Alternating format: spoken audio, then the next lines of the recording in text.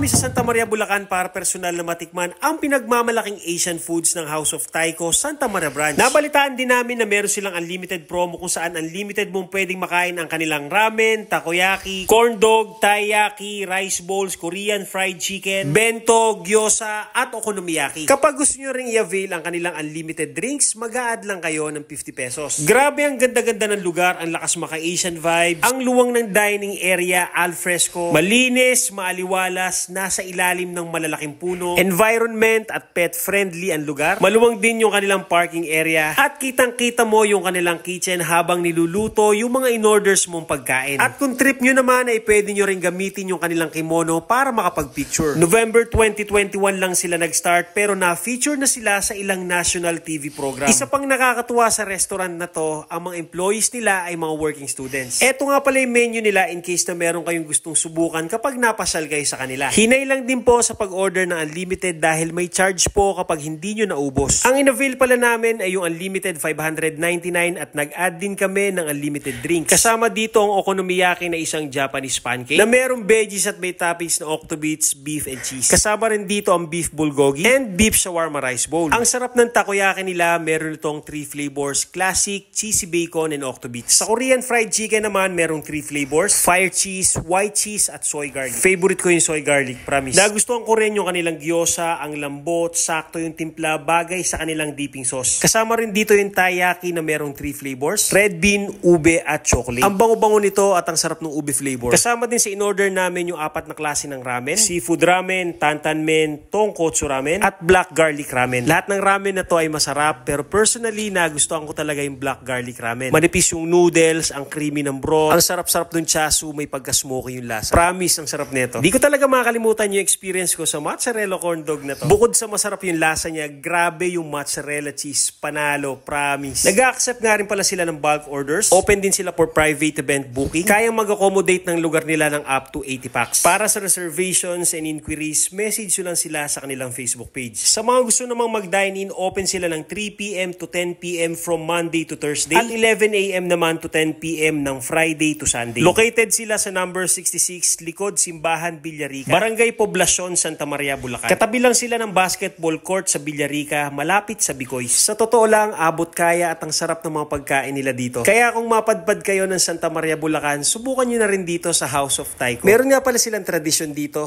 Magtambol ka raw kapag nagustuhan mo yung serbisyo at pagkain nila. O paano mga ate at kuya? Kain tayo!